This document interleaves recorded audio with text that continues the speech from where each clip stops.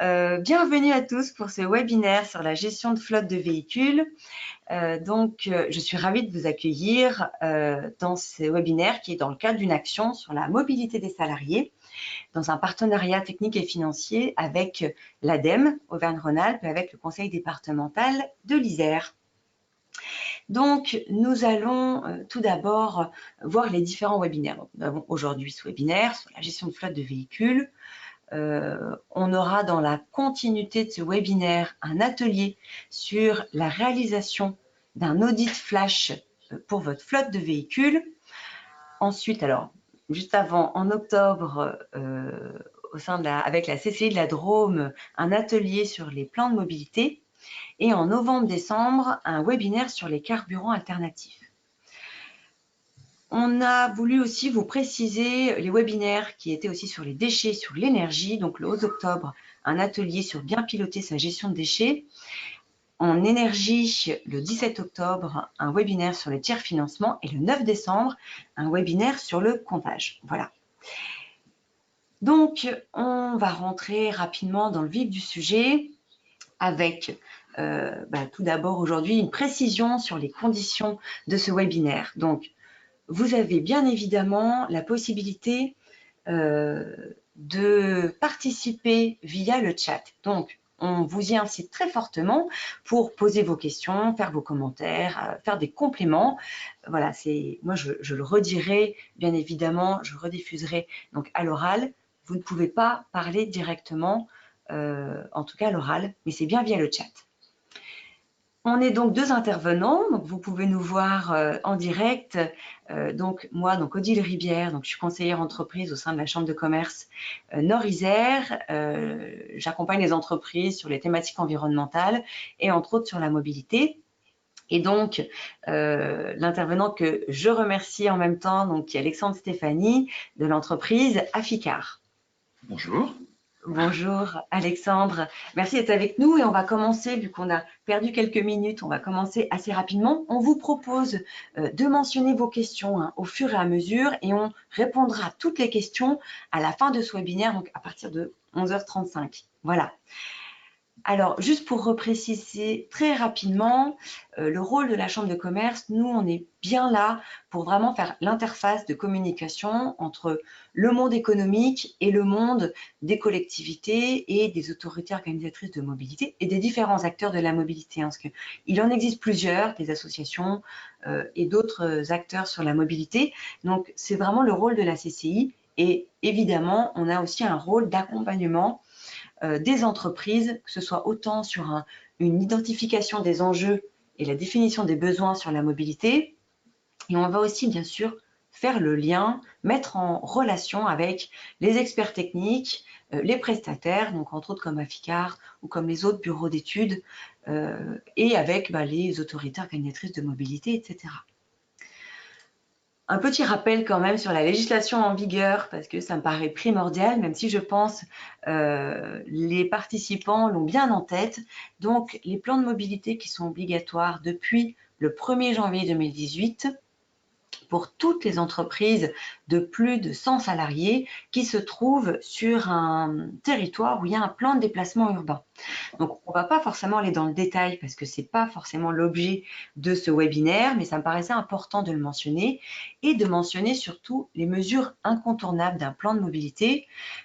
On va être sur adapter des nouvelles pratiques de travail pour éviter les déplacements, inciter à aller vers des transports en commun, vers de la mobilité active, promouvoir les mobilités partagées, opter pour des déplacements moins polluants et réorganiser la logistique. Dans ce cadre-là, tout ce qui est gestion de flotte de véhicules, va bien rentrer dans ces mesures incontournables. Alors, pour voir un petit peu, rentrer un peu vraiment dans la gestion de flotte de véhicules, nous avons effectivement l'ADEME qui propose un cahier des charges où on va bien retrouver l'objectif de la prestation de gestion de flotte de véhicules qui va être vraiment évalué d'une façon générale le parc de véhicules avec optimiser tout ce qui est économie d'énergie, donc voir les potentiels d'économie d'énergie, réduction des émissions atmosphériques gaz à effet de serre, et définir l'opportunité de remplacer ces véhicules existants par des véhicules plus performants, qu'ils soient donc alternatifs, en hybride, en électrique et hydrogène. Ensuite, on va pouvoir évaluer la possibilité d'externaliser la flotte de véhicules, donc par un prestataire externe. Et enfin, évaluer aussi la possibilité de partager sa flotte, donc que ce soit en inter-établissement ou avec des véhicules en autopartage. Pour ça, on a les entreprises ont des possibilités de financement. Donc ça, c'est un aspect qui est quand même, qui peut permettre aussi à certaines entreprises de passer le cap et d'aller sur une prestation avec un prestataire externe. Donc l'ADEME permet un financement de 30 à 50% selon la taille de l'entreprise, avec donc des montants maximum. Si on est sur des études diagnostiques, maximum un seuil de 50 000 euros. Si on est sur un accompagnement de projet, maximum 100 000 euros, donc avec des aides allant de 30 à 50%. Pour tout type de maître d'ouvrage, ça c'est une notion qui est quand même intéressante. Avec ensuite, bon là j'avais reprécisé d'autres aides éventuelles sur le déploiement de l'autopartage ou du transport, autre transport modal. Voilà, c'était quelques possibilités.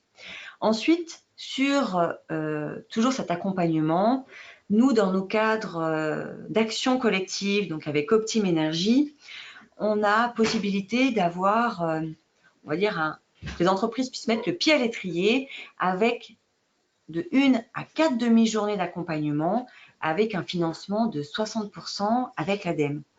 Donc, la demande d'aide est simplifiée. Donc ça, c'est quelque chose effectivement qui est bien apprécié par les entreprises. Je vous ai mis quelques exemples parce que évidemment, si on va sur 1 à 4 demi-journées, ça va être une prestation qui va être forcément plus petite par rapport à un accompagnement global sur une gestion de flotte de véhicules, mais ça permet en tout cas de faire une première analyse de l'état du parc, de voir comment on peut déjà aller sur de la rationalisation de la taille de flotte de véhicules. Voilà, on va cibler avec le prestataire et l'entreprise en gros la prestation que l'on pourra mettre dans ces 1 à 4 demi-journées. Vous pourrez trouver en téléchargement direct dans ce webinaire plusieurs documents, entre autres le guide de la flotte auto, donc qui a été co-rédigé en même temps par Aficar, un guide sur la télématique embarquée où là on va rentrer un peu plus vraiment dans un outil de suivi, les possibilités de réduire, d'avoir une réduction fiscale si on met à disposition une flotte de vélos. Donc là je vous ai mis directement en fait la fiche qui est voilà, qu'on peut retrouver sur internet, mais en tout cas qui va aider effectivement à avoir cette réduction fiscale. Et enfin, un site d'information. Donc là, je fais un petit peu de teasing pour le prochain webinaire sur les carburants alternatifs. Un site qui s'appelle AVEM, donc qui permet d'aller voir un petit peu les détails sur les différents carburants alternatifs. Alors, je vais vous proposer un petit sondage pour mieux vous connaître. Donc, avant de passer la main donc, à Aficar, donc à Alexandre, pour mieux vous connaître, je voulais vous poser la question de combien de véhicules possédez-vous dans votre flotte? Donc là, je vais lancer le sondage. Je vous propose de répondre à ce sondage. Donc tout simplement en cliquant sur la bonne réponse. Donc voilà, je laisse quelques minutes pour voir. Donc il y a déjà quand même pas mal de participants. Ok, je vous propose de fermer le sondage. Donc, écoutez, c'est assez marquant car on est tout simplement en... alors, attendez, est-ce que j'ai un petit souci? Voilà, normalement, je devrais reprendre la main. Voilà. Donc, on est tout simplement à un tiers, un tiers, un tiers. Donc, il y a un tiers qui a moins de 20 véhicules, un tiers qui a entre 20 et 100 et un tiers qui a plus de 100 véhicules. Voilà, donc on est quand même assez bien optimisé.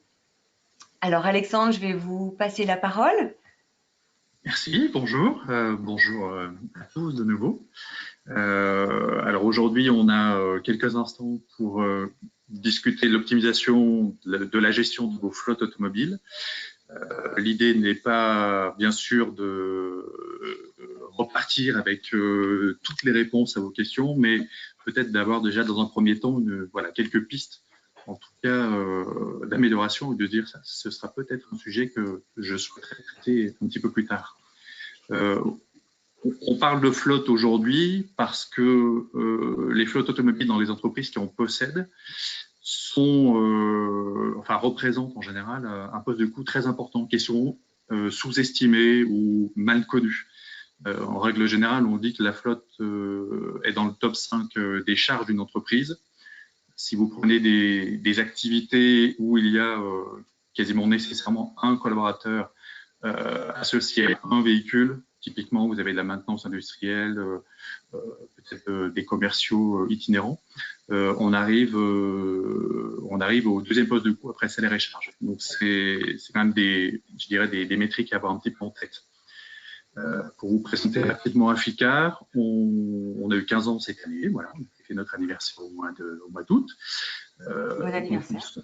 Merci, c'est gentil. Voilà. C'est une société, c'est un cabinet de conseil qui est spécialisé dans les flottes automobiles. On a deux activités. La première, c'est la partie conseil. Donc, on fait du conseil et de l'analyse organisationnelle et financière. Parce qu'on est issu d'une culture achat. Le fondateur de notre entreprise, M. Alain Guillaumier, était lui-même un ancien directeur achat d'un gros laboratoire pharmaceutique. Voilà, donc il a souhaité, il y a 15 ans, créer cette société parce que son esprit d'ingénieur n'était pas satisfait de ce qu'il trouvait justement dans ses relations, notamment avec les fournisseurs flotte auto. Il y avait une opacité volontaire et maintenue qui l'empêchait d'aller dans le détail et de bien comprendre comment piloter ses budgets. Donc, il a souhaité justement, lui, clarifier tout cela, trouver de la lisibilité, donc pour pouvoir effectivement identifier des actions de pilotage et d'optimisation. Et puis, de fil en aiguille, forcément, l'idée, c'était de mettre, je dirais, cette clairvoyance, on va dire, au service des clients. On est venu aussi rapidement après cette activité de conseil et d'optimisation sur une activité de gestion déléguée, puisque forcément de fil en aiguille, des entreprises avec lesquelles on a collaboré, que nous avions accompagnées dans des projets d'amélioration financière et organisationnelle, nous ont dit en fait, on a compris que c'était votre job et pas le nôtre, donc on va essayer de rester concentrés, nous, sur notre activité. On va vous confier de la flotte.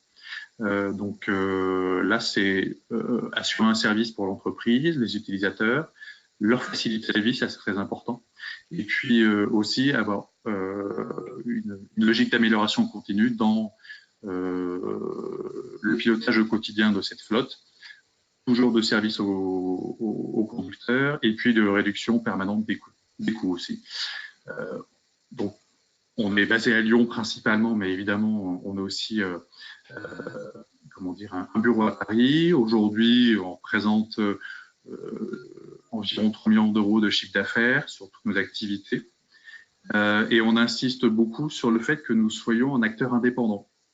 Ne pouvant être juge et partie, nous avons un actionnariat qui est 100% indépendant depuis le début. Nous n'avons aucune banque, aucun loueur, aucun fournisseur qui soit associé au capital, donc c'est important, puisque ça justifie notre positionnement et nous travaillons clairement pour nos clients et non pas pour un tiers fournisseur. La transparence, évidemment, parce que nous co-construisons systématiquement toutes les solutions qui sont développées pour nos clients. Donc, c'est pas nous qui décidons, c'est pas nous qui demandons aux clients de rentrer dans nos cases, c'est l'inverse. Et puis, le sur-mesure, parce que, de toute façon, on acquis une entreprise et jamais celle du voisin. Donc, à chaque fois, on repart de zéro en s'appuyant un minimum, bien sûr, sur notre boîte à outils. Et pour info aussi, on fait partie d'un réseau européen d'experts qui s'appelle Fleet Compétences, qui permet de mener à bien justement des missions conseils sur des flottes qui ont un périmètre un peu plus large, et donc avec des véhicules qui sont un petit peu disséminés partout en Europe. Voilà. Très simplement. Présentation de la société. Voilà. Merci. On peut passer à la suivante si vous voulez.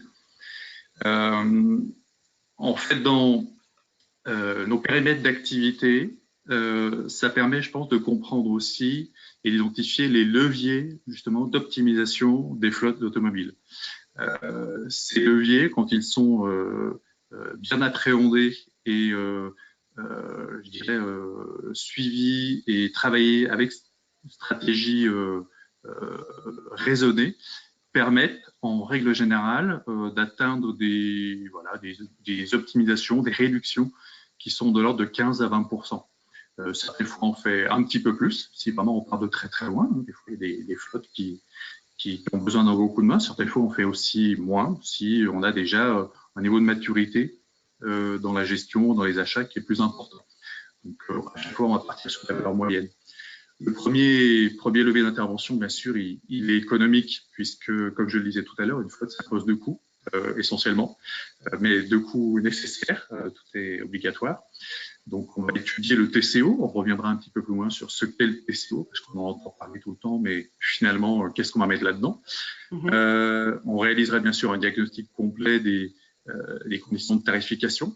Ça, c'est important de savoir, avant d'entamer des actions, si finalement on est à peu près dans les clous du marché, ou si on est mieux que le marché, ça peut arriver, des fois on a une surprise, ou si au contraire on est un petit peu éloigné, je dirais, des cibles tarifaires qu'on pourrait obtenir, que ce soit avec les loueurs et autres prestataires. On réalise bien sûr des accompagnements aux appels d'offres, aux négociations. Ça, c'est si les entreprises ont je dirais, besoin d'une expertise spécifique, parce que c'est extrêmement technique, comme relationnel, notamment sur les constructions des cahiers des charges avec les fournisseurs. On travaillera sur l'optimisation des prestations. Donc, qu'allons-nous mettre dans les prestations qu'on va demander aux différents acteurs de la flotte?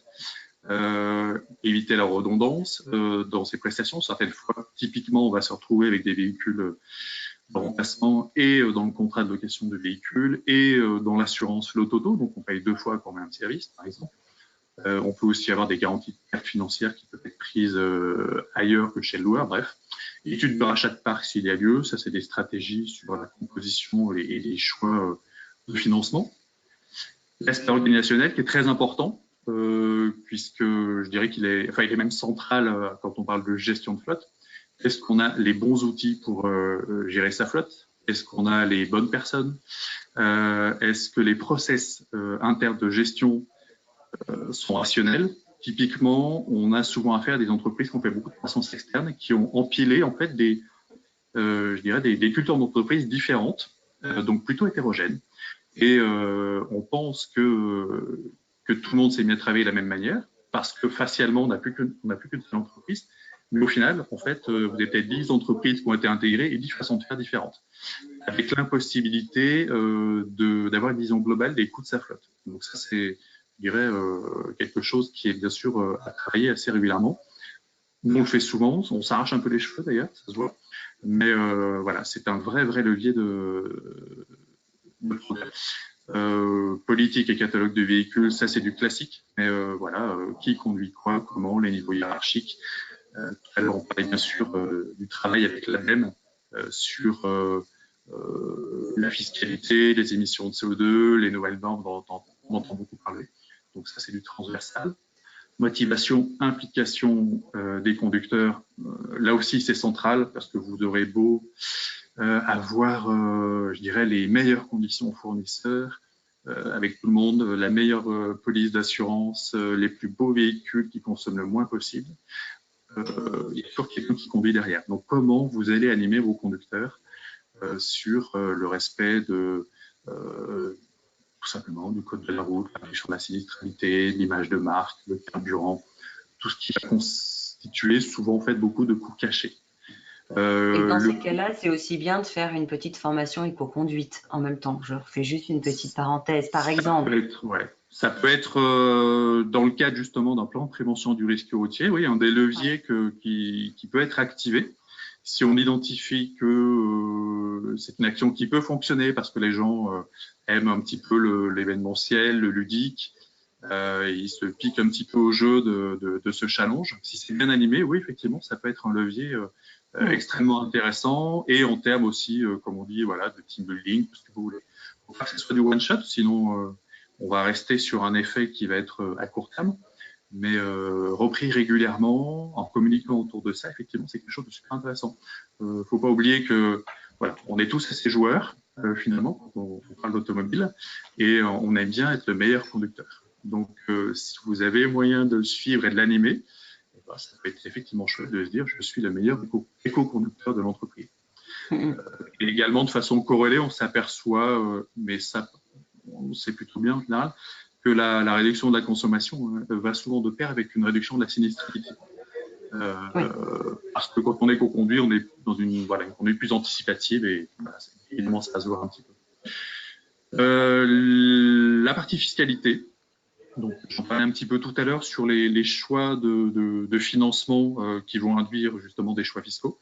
Est-ce qu'on est en achat, en location longue durée, en leasing, en LOA, j'en passe les meilleurs. Donc ça, c'est évidemment une stratégie qui se construit avec la direction financière de l'entreprise. Mode de calcul des avantages en nature, qu'est-ce qui va être le plus avantageux pour vous. La TVS, on est en plein dedans, forcément, puisque avec les changements de normes, les nouvelles motorisations, tout le monde est en train de retravailler son catalogue de véhicules, sa carte policy. Donc ça, c'est un levier important et en fiscalité et au niveau aussi RH. Qui dit RH aussi, après, dit animation pour les managers. On sait que quand on va chercher à recruter, on a une enveloppe financière, on a un salaire, mais on a aussi un véhicule. Quel véhicule va faire venir les talents, comme on dit aujourd'hui, qu'est-ce qui va les faire rester, qu'est-ce qui va permettre aussi au DAF d'avoir un véhicule qui ne coûte pas trop cher, au manager de motiver ses troupes, enfin bref. Un cercle vertueux, c'est important, mais c'est un travail qui se fait de façon collégiale. L'optimisation du parc et des véhicules de pool aussi, on a souvent des audits qui nous amènent à réfléchir sur la taille réelle du parc. On a souvent des parcs qui sont renouvelés à l'identique par habitude. Et puis, vous avez au final certains véhicules qui roulent très très peu. Donc, vraiment très peu, je vais dire 5000 km par an. Alors, est-ce que ces véhicules sont nécessaires? Est-ce qu'on ne pourrait pas peut-être en supprimer quelques-uns, du coup en partager d'autres, avec des logiciels adaptés, des motorisations alternatives aussi, qui dit je roule peu, dit pourquoi pas hybride ou électrique. Et pour en revenir à ce que vous disiez sur la formation aussi, hybride électrique, nouvelle motorisation, nouvelle façon de conduire, c'est peut-être aussi l'occasion de faire un peu de prévention, de sensibilisation et de formation autour de tout ça. Nouveaux véhicules, nouveaux risques aussi. Pour ceux qui ont déjà conduit des véhicules, juste le passage d'une boîte méca à une boîte auto, c'est déjà, entre parenthèses, un petit peu accidentogène. Donc, accompagner de façon intelligente et bienveillante pour en faire un atout et non pas constater a posteriori que, oups, on aurait dû faire quelque chose. Voilà. Donc, globalement, une action autour de tout cela, raisonnée, peut vous permettre d'aller chercher des économies rapidement très importantes si, bien sûr, vous avez la capacité d'avoir une vision globale. Alors, avant de passer à la prochaine slide, on avait une petite question à vous poser. Voilà. Quel poste de dépense pensez-vous le plus important lors de la gestion du parc automobile? Donc, vous avez plusieurs réponses. Donc, on vous propose d'en sélectionner une seule, évidemment, pour voir un petit peu quel est, à votre avis, le poste qui est le plus onéreux.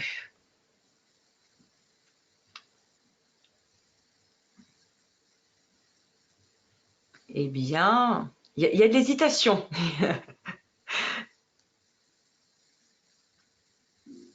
Ok, donc là, ça se stabilise. Alors, je vous propose donc de le fermer.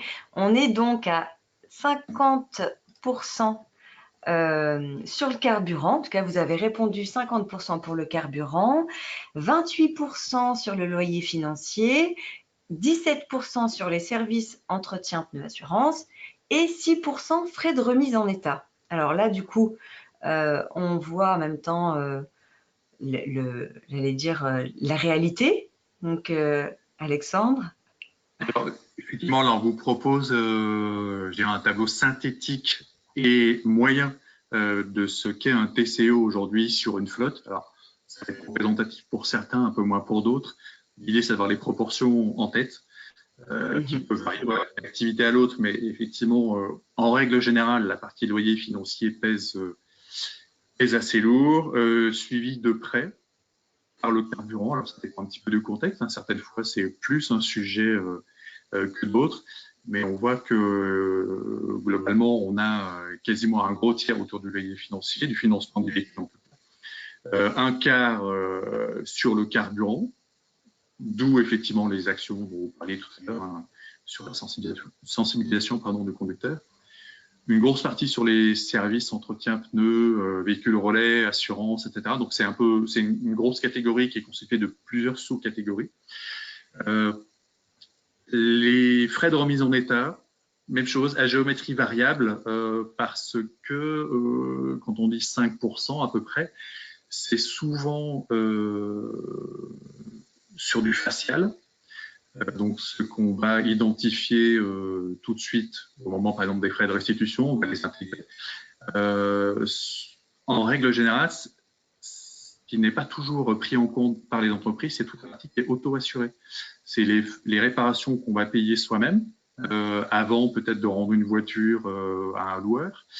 La petite sinistralité qui va être gérée au fil de l'eau parce que j'ai accroché un mur. Ah oui, c'est vrai que le pare-choc n'est pas beau, on va le refaire, même si le contrat n'arrive pas à son terme. Donc ça, c'est un peu l'iceberg, hein, la partie frais de mise en état, mais on en parlera justement après, souvent un sujet assez litigieux. Les frais administratifs, c'est le temps passé en interne pour gérer cette flotte-là, souvent mésestimé. Certaines entreprises en fait ont ventilé la gestion de flotte sur de nombreux collaborateurs et au final il est difficile de reconstituer en fait le temps passé annuellement là-dessus, en bien sûr en incluant le traitement des amendes s'il y a lieu. Également, pourquoi pas, je sais pas, si vous avez des bâtiments ou un bureau et des moyens dédiés aux gestionnaires de flotte, etc. etc. Donc c'est même chose, un petit peu l'iceberg. La partie fiscalité, bon, elle varie. Là, je pense que à partir de l'année prochaine, effectivement, elle va varier plutôt à la hausse avec les nouvelles normes. Donc on a vu que bon nombre de véhicules allaient subir des hausses de taxes très importantes, 10, 20, 30% pour certains. Voilà, avec des consommations et des émissions de CO2 qui seront bien sûr beaucoup plus proches du réel. Et la partie coût caché, grosse difficulté, perte de temps, reporting. Alors, quand on dit perte de temps, c'est la même chose, gestion de la sinistralité. On considère qu'un sinistre qui va vous coûter 1 200 € en facial, en réel, va vous coûter le double ou triple parce qu'il y a un échec à la mission, un collaborateur qui est mobilisé pour aller faire autre chose. La partie auto-assurée, l'impact éventuellement sur votre prime d'assurance si derrière vous avez des plaques au sinistre. Donc voilà, c'est à prendre bien sûr avec quelques pincettes, je dirais, cette illustration. Mais ça donne l'idée des leviers sur lesquels on va essayer de prioriser. On a tendance à identifier assez facilement la partie loyer financier parce que ça, on sait globalement combien on paye. Et pour nous, Afficar, effectivement, ça constitue en règle générale un des premiers secteurs sur lesquels on intervient, avec dans un premier temps un benchmark des conditions, puis ensuite une remise à plat, comme on le voyait tout à l'heure, à travers de la gestion des choses comme ça.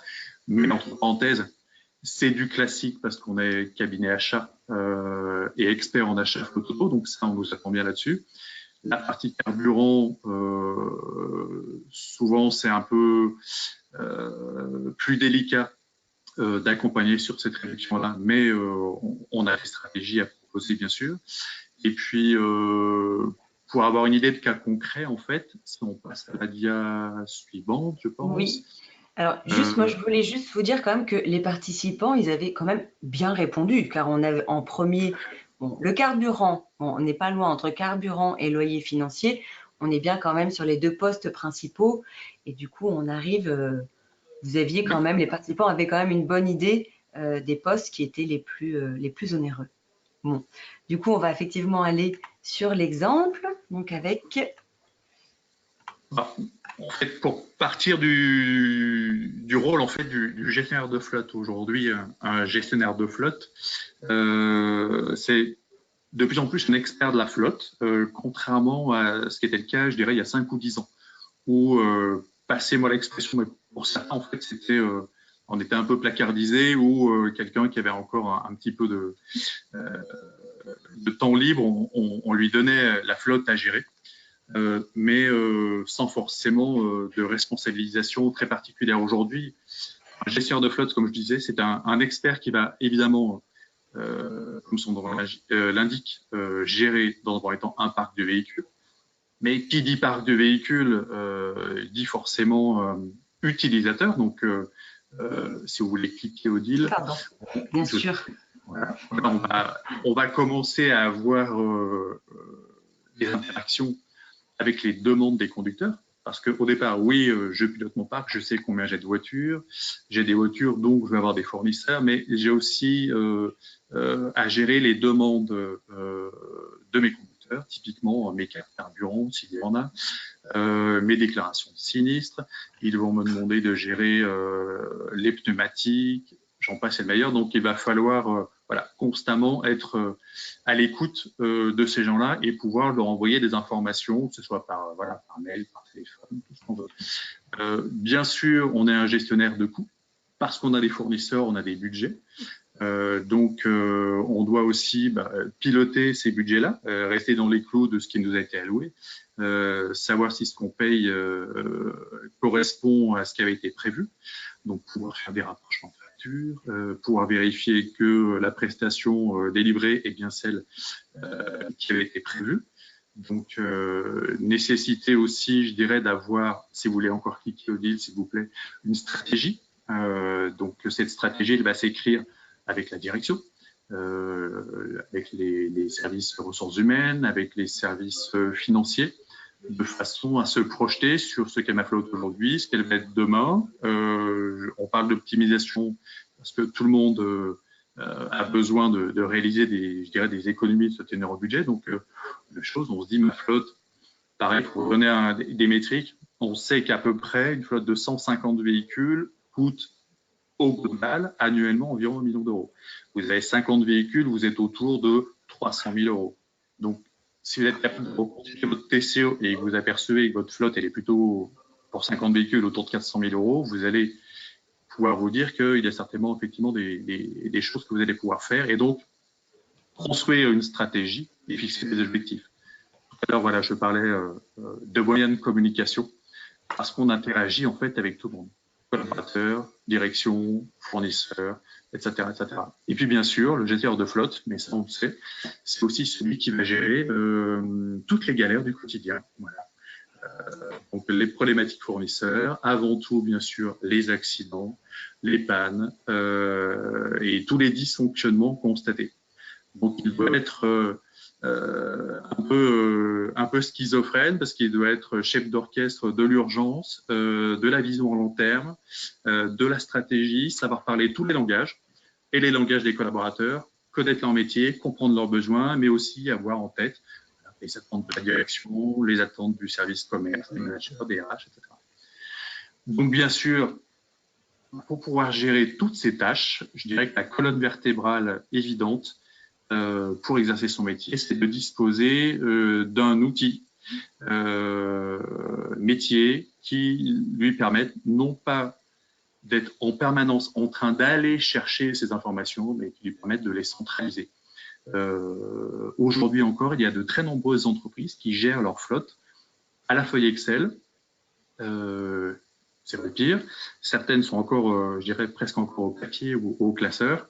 Mais dans les deux cas, Excel ou papier, sans exagérer, bien sûr, ça n'offre pas la possibilité d'avoir la vision globale des coûts et ça n'offre pas la possibilité d'avoir une vision anticipative en permettant finalement au gestionnaire d'être consacré uniquement à l'opérationnel et non pas à l'analyse. Aujourd'hui, les outils métiers vont être en fait branchés. Il y a des connecteurs avec tous les fournisseurs ce soit voilà, les loueurs, les assureurs, les pneumaticiens, les cartes carburant, voire vos services comptables, vos services RH, etc., etc., pour vous permettre, en fait, à partir d'un seul point d'entrée, d'avoir la vision complète de toutes vos dépenses, ventilées par véhicule, par conducteur, par centre de coûts, par entreprise, par fournisseur, tout ce que vous voulez, et donc de créer finalement un outil de pilotage de la flotte et de reporting complètement automatisé. De cette manière, vous êtes capable en fait d'anticiper une bonne partie de tout ce qui va constituer le quotidien justement du gestionnaire, et également de partager avec par exemple les services financiers, voilà, les reporting avec les services RH, tout ce qui va constituer les avantages en nature, etc., etc. Donc tout le monde en fait peut bénéficier de ces outils-là.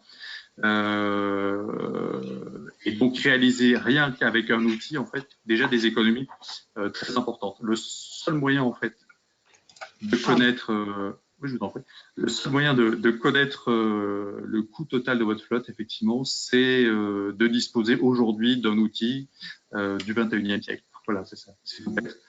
C'est un extranet. Il y en a plusieurs sur le marché. À vous de trouver celui qui vous sera le plus adapté. Et on pourra éventuellement en parler un autre jour. Alors oui, je vous propose voilà, de terminer là en quelques minutes, parce que là, voilà, on est dans nos 5 petites minutes de retard, mais voilà, on va finir comme ça. Après, on pourra passer aux questions, si vous voulez bien. Pour faire un exemple concret, tout à l'heure, j'ai parlé des frais de restitution, typiquement sujet hyper litigieux avec notamment les loueurs, bien sûr. Parce que au début où le véhicule arrive dans la flotte, tout se passe très bien. Le loueur est ravi de vous livrer un véhicule, le collaborateur est super content d'avoir son nouveau jouet, le manager ou le RH, pareil. Et puis en fait, le véhicule va être loué un certain nombre de mois, je sais pas, 36 ou 48 mois. Et en fait, finalement, on le perd un petit peu du radar. On ne sait pas trop ce qu'il devient, sauf s'il y a un accident. Et puis au moment où on va rendre ce véhicule-là, souvent on s'aperçoit un peu tardivement qu'il y a des dégâts qui n'avaient pas été identifiés.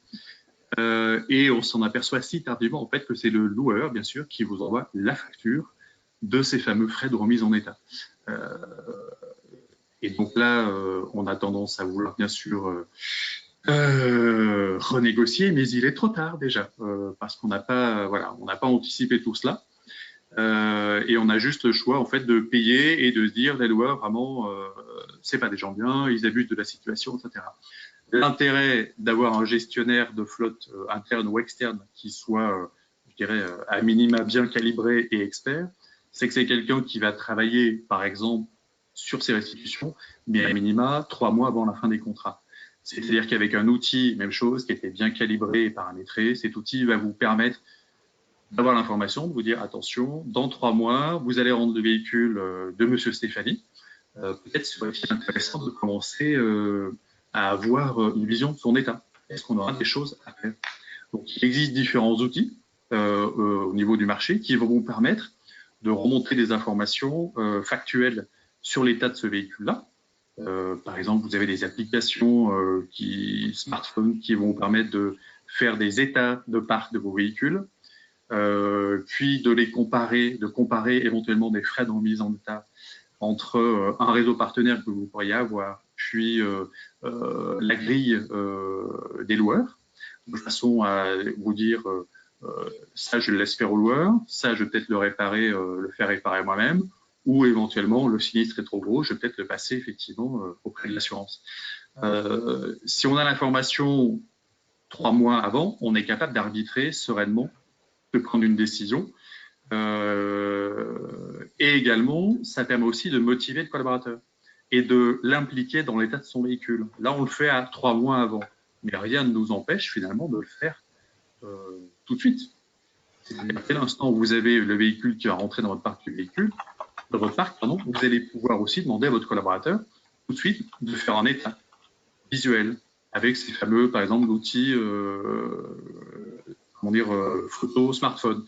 Vous allez pouvoir le faire régulièrement, au même titre qu'on vous demande souvent de faire des campagnes de permis de conduire. La même chose, vous allez pouvoir montrer à votre collaborateur que vous vous souciez de l'état de son véhicule et de fait, il sera naturellement plus attentif. Ce qui vous évitera d'avoir des surprises à la fin Et si vous l'animez régulièrement, en théorie, vous allez pouvoir, et nous on le mesure assez souvent, avoir des restitutions qui se passent quand même beaucoup mieux, avec, je dirais, des frais de restitution qui vont être plus proches de zéro. Globalement, on mesure les réductions justement sur les frais, le montant des frais de restitution, de l'ordre de, allez, c'est 15 à 30% de frais de restitution en moins, si vous l'avez managé à minima à 3 mois, voire si vous le managez en fait dès l'entrée du véhicule dans votre parc. Mais tout ceci ne peut se faire, et j'insiste bien, que si vous avez un outil qui vous crée des alertes, et que si vous avez aussi des outils qui vont vous permettre de mettre vos collaborateurs dans la boucle. D'une façon plus générale, et on va en terminer avec la slide de l'après, si vous voulez, Odile. Si vous avez passé, voilà. Les frais de restitution sont le frais d'une culture d'entreprise.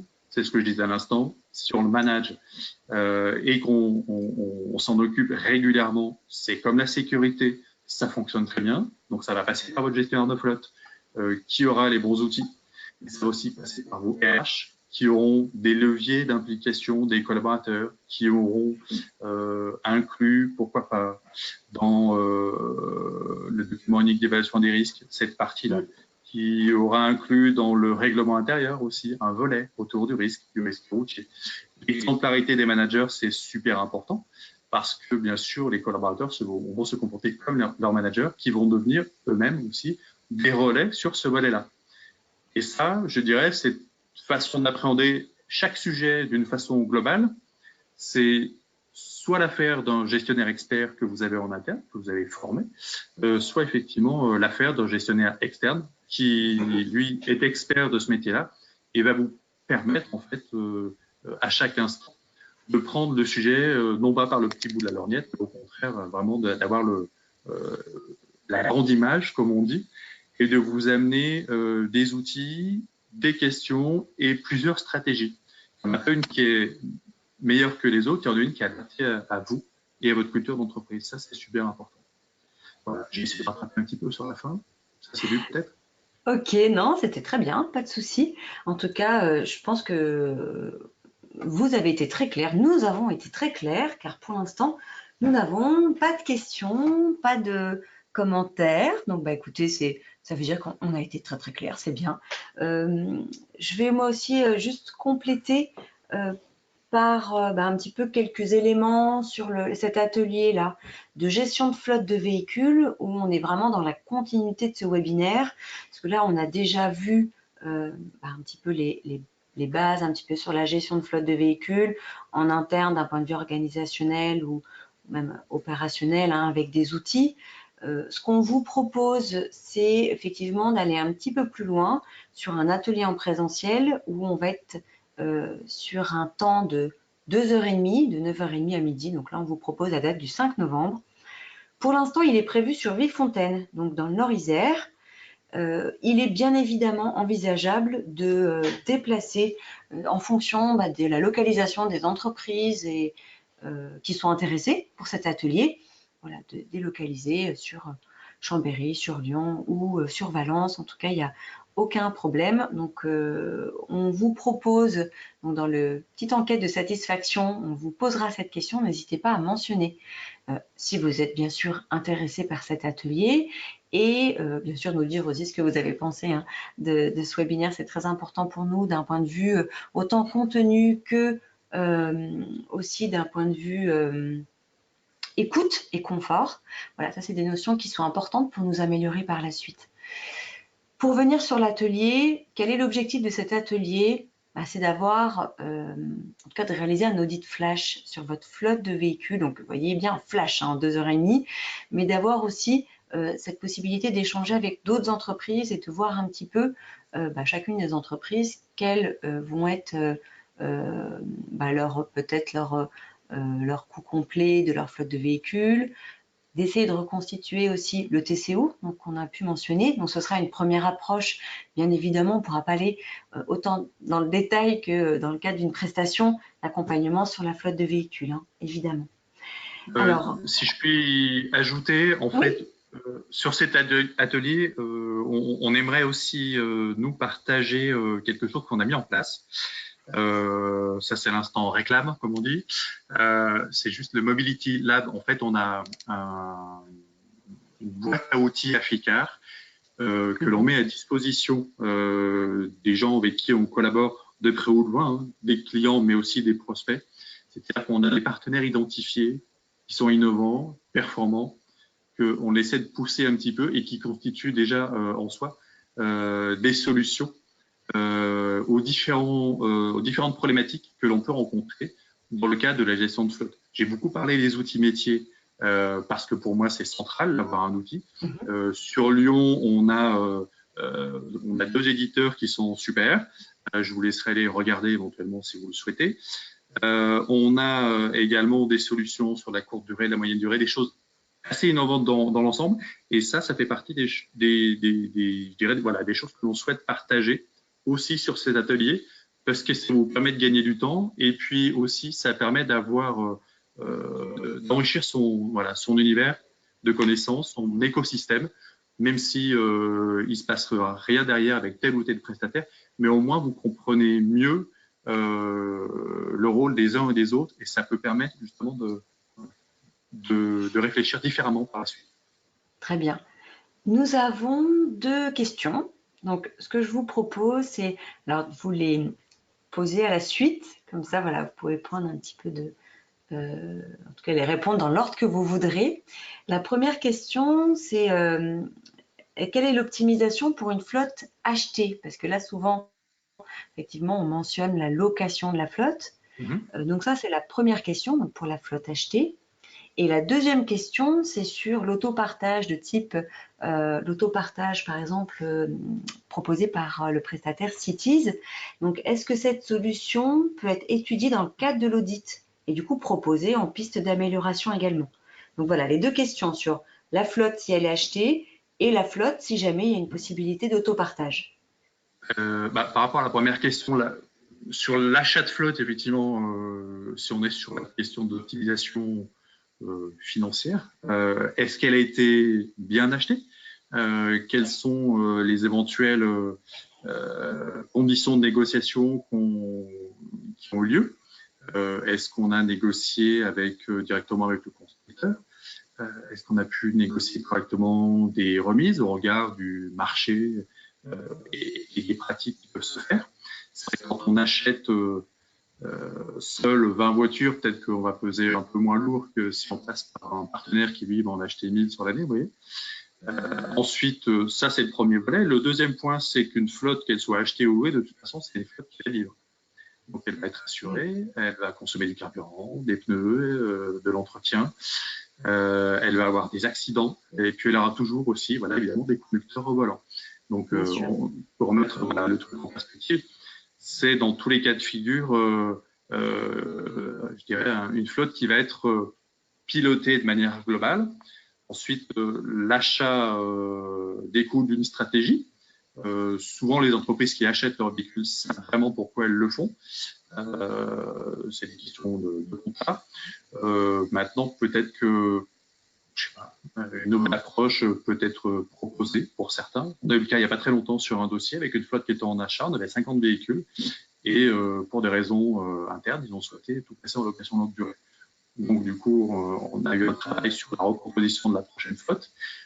Le travail avec les constructeurs, puis les loueurs, puis les distributeurs pour aller chercher les primes et les bonus qui vont bien, les meilleurs loyers, les meilleurs services, des véhicules adaptés aux collaborateurs, aux besoins, aux métiers. Et puis évidemment aussi un rachat du parc qui allait être remplacé, aussi aux meilleures conditions. Donc voilà, une flotte qu'elle soit en achat-location, dans tous les cas de figure, c'est un centre de coût. Donc c'est un centre d'optimisation possible. Pour la partie autopartage, il y a plein de solutions pour l'autopartage. Comme je disais tout à l'heure, il n'y en a pas une qui serait meilleure que les autres. Il y en a une qui est adaptée aux clients. Effectivement, pourquoi pas Cities si vous êtes, je sais pas, vous avez des bureaux qui sont en agglomération, en plein centre-ville. Nous en avons aussi dans le Nord-Isère. Hein. Mais tout à fait, bien sûr. Je précise au passage. Voilà. On en a sur Villefontaine et sur Vienne, entre autres, et sur Voilà. Bourg. Pas de religion là-dessus, effectivement. Si c'est, franchement, vous avez les véhicules à côté de chez vous, avec les coûts que l'on connaît et le niveau de service que l'on connaît de Cities est plutôt super performant. Je le dis parce que je suis utilisateur, donc je suis content de trouver des véhicules propres et en bon état. Si c'est adapté, écoutez, c'est super, on va pas chercher autre chose. Maintenant, ça correspond peut-être à des besoins qui sont plus petits et sporadiques. Vous prenez une structure qui va être peut-être un petit peu plus grosse, avec un peu moins de visibilité sur les déplacements, etc. C'est vrai que City, vous avez 2-3 voitures à côté de chez vous, mais si vous avez, je sais pas, 100 collaborateurs sur un site et peut-être 5 à 10 utilisations par jour de véhicules comme ça risque d'être plus compliqué de recourir à City. Ça peut venir, je pense, en complément, en fait, si je comprends bien, peut-être en complément d'une flotte. Et du coup, je vais me permettre, parce qu'il y a 2 autres questions, et il y a une question voilà, qui est un petit peu, qui peut faire justement un complément sur tout ce qui est partage des véhicules. Donc, la première question, c'est pouvez-vous nous dire si vous proposez souvent justement de la mise en partage? Donc là, voilà, mise en partage de la flotte de véhicules, pas forcément qu'en autopartage, et la part de cette solution dans l'optimisation globale. Donc ça, c'est la première question. Ouais. Il y en a encore 2 autres après. Donc là, maintenant, les questions s'enchaînent. Et peut-être je vous dis les 2 autres questions, si vous voulez bien. On peut répondre à la première, si vous voulez, parce que Oui. en fait, la réponse est relativement courte, c'est du cas par cas. Donc, l'autopartage, on entend beaucoup parler, comme on entend beaucoup parler de véhicules électriques, comme on entend beaucoup parler de nouvelles normes. C'est encore, voilà, c'est encore entre parenthèses balbutiant. C'est-à-dire que c'est pas la majorité des entreprises qui ont recours à ça. Mais de plus en plus d'entreprises, en tout cas, se posent la question et encore un petit peu moins, je dirais,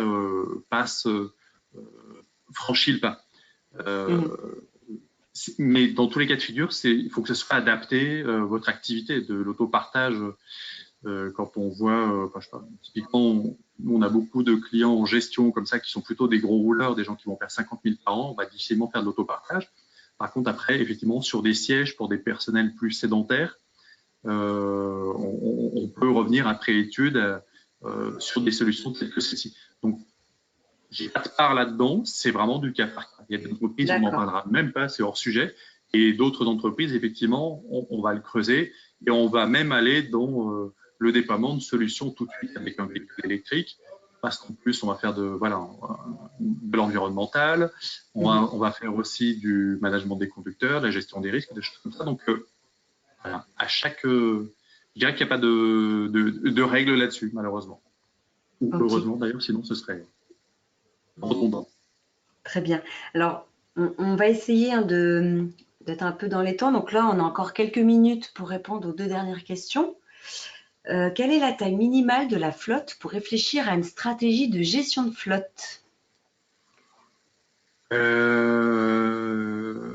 Écoutez, pour vous donner à peu près, je dirais, les bases à partir desquelles on intervient. Alors, sur une gestion vraiment professionnalisée, nous, ce qu'on voit en général, c'est qu'autour de 50 véhicules, comme les budgets commencent à devenir très importants,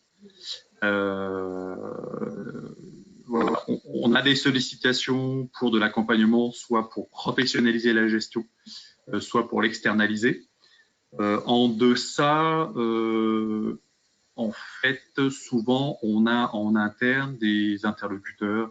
Ça peut être la direction de la société ou le DAF qui va piloter les quelques véhicules. Mais en fait, je dirais que ça commence à prendre du sens quand ça commence à devenir, passez-moi l'expression, une galère pour la personne qui s'en occupe.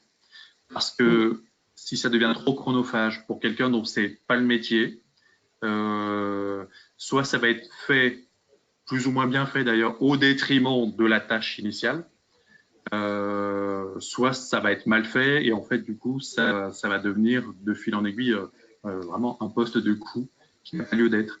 Donc le meilleur moyen de savoir si la taille critique de sa flotte permet de se poser la question, c'est justement peut-être d'essayer de reconstituer son TCO et puis d'avoir une petite évaluation de ses conditions, de se dire, tiens, bonne surprise, c'est pas mal, j'ai 30 voitures, je paye à peu près ce que je dois payer, j'y passe pas trop de temps, voilà, et éventuellement se dire, tiens, j'ai un vrai levier pour aller chercher des économies, c'est important.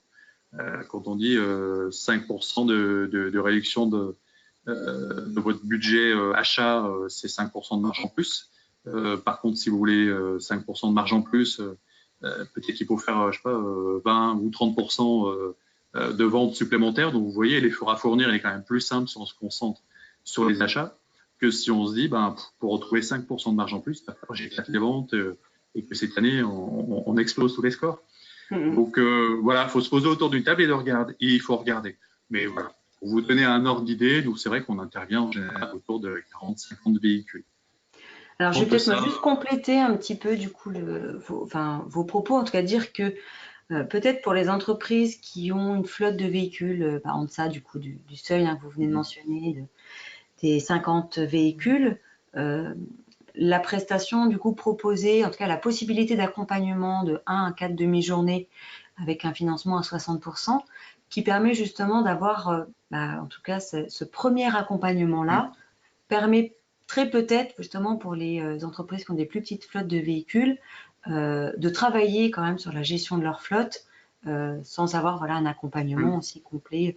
Vous pourriez proposer à des plus grosses entreprises. Je vous propose de terminer avec la dernière question. Avez-vous donc, Alexandre, des ratios sur l'externalisation? En fait, avez-vous des ratios pour que l'externalisation soit intéressante? En fait, je ne sais pas il y a un seuil aussi à partir du moment vous avez un certain nombre peut-être de véhicules ou un certain coût où l'externalisation commence à être intéressante. Je ne sais pas. En fait, c'est intéressant assez rapidement parce que, en règle générale, on le mène en parallèle avec une mission justement d'audit et d'optimisation. En fait, on fait d'abord la mission de conseil et d'optimisation sur les achats et l'organisation, qui va générer, comme je disais tout à l'heure, 15-20% d'économies. Et une partie de ces économies, souvent, est réinjectée dans l'externalisation de la gestion. Donc, en fait, vous avez un ROI qui est immédiat, avec, je dirais, des économies générées sans que ça vous ne coûte rien, puisque en règle générale, des cabinets comme le nôtre sont rémunérés au succès. Donc, vous avez une partie des économies générées qui sert à payer le cabinet de conseil. Le reste vous revient, et dans ce qui vous revient, vous dites, moi, je vais en consacrer une partie à l'externalisation de ma flotte. Voilà. Après, si on se dit, moi, je ne veux pas passer par une mission de conseil, je vais externaliser tout de suite, ça se fait aussi. C'est des loyers mensuels par véhicule qui sont définis en fonction du niveau de service que vous avez cherché. Je dirais que pour comparer très simplement, si vous avez aujourd'hui chez vous une personne qui se consacre à la gestion de la flotte, de façon assez rationnelle, on se dit, j'ai pas envie que cette externalisation me coûte plus cher que mon salaire de charge. Voilà. Ou alors, il faut que le champ de compétences soit plus large. Ce qui est un petit peu souvent le cas parce que les experts flotte auto ne font que de la flotte auto, alors que souvent en interne, les gens ont plusieurs tâches dans leur périmètre. Également, et je reviens toujours au niveau des outils, des procédures automatisées, etc.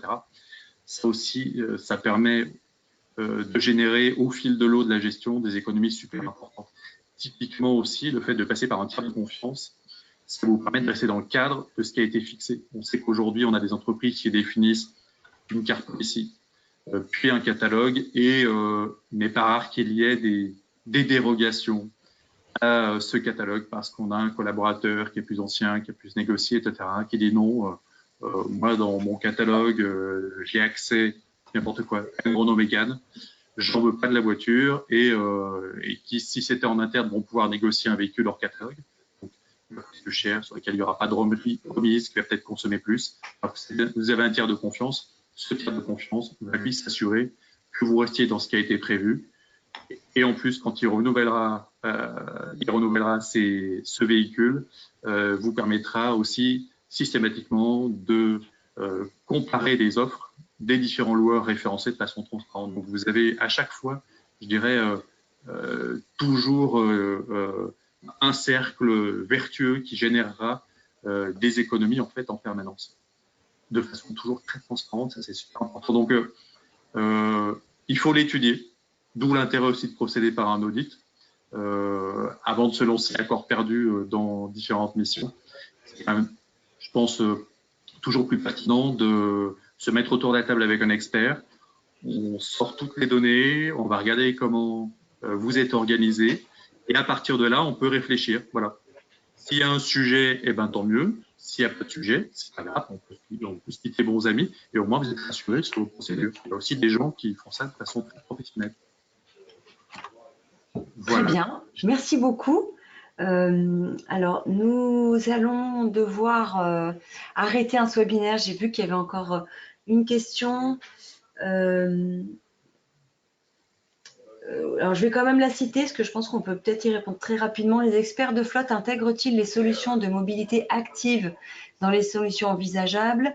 Intégration des flottes de vélos, par exemple. En fait, elle me paraît vraiment très intéressante et faire le lien justement avec les possibilités de mettre en place un plan de mobilité et du coup d'interagir avec les autres mesures incontournables qu'on a vues au début. Mais... Sur le principe, tout se fait. Ensuite, comme je disais tout à l'heure, ça découle d'une stratégie. Si on en est effectivement à se dire, bah, tiens, je veux déployer des véhicules et des vélos en vélo partage mis à disposition, c'est difficile puisque de toute façon, normalement, un gestionnaire de flotte va gérer tous vos véhicules, quels qu'ils soient, que ce soit des véhicules achetés, des véhicules loués, les courtes et les moyennes durées qui vont s'ajouter à ça. Donc après, vous dites, ben, moi, je mets des vélos et pourquoi pas des trottinettes si vous voulez. Super, on peut le faire, on peut le gérer. En revanche, effectivement, votre gestionnaire expert va quand même vous alerter aussi sur, je dirais, les dommages collatéraux, passez-moi l'expression, de l'intégration de ce type de véhicule. Parce que vous aurez possiblement une sinistralité, une sursinistralité corporelle avec des vélos ou des trottinettes, en tout cas des moyens de mobilité sur lesquels les utilisateurs sont plus fragiles. Donc, ça nécessitera une adaptation de votre contrat. Faudra y réfléchir aussi. Des contrats d'assurance aussi qui vont bien inclure ces nouveaux véhicules, ces nouveaux déplacements. Est-ce que vos collaborateurs vont être formés et équipés? Parce que vous aurez aussi une implication juridique. C'est vous qui allez donner un vélo à votre collaborateur. Oui, mais est-ce que vous avez respecté le code du travail qui vous dit que vous devez vous assurer que votre collaborateur a les compétences et les connaissances pour s'assurer, pour se déplacer comme ça? Il a un casque, il a un gilet, il sait se servir de vélo. Donc voilà, en cas de sinistre corporel grave, rassurez-vous, vous aurez toujours quelqu'un qui va venir chercher votre responsabilité. Donc, même chose, oui, on peut le gérer, mais on va le gérer aussi de façon globale et essayer d'amener une vision qui vous permettra d'anticiper ce niveau de risque. Parce qu'on se dit, c'est super, je suis vertueux, j'ai mis des vélos, sauf que demain, vous avez un corporel grave avec un collaborateur qui reste au carreau, on aura quelque chose. Donc voilà, l'expert, il va venir vous alerter aussi là-dessus et vous accompagner avec des partenaires sur le développement d'un plan de prévention du risque routier. Très bien, oui, pour bien appréhender d'une façon globale, en fait, c'est ça. la mise en place de ces solutions. Aussi.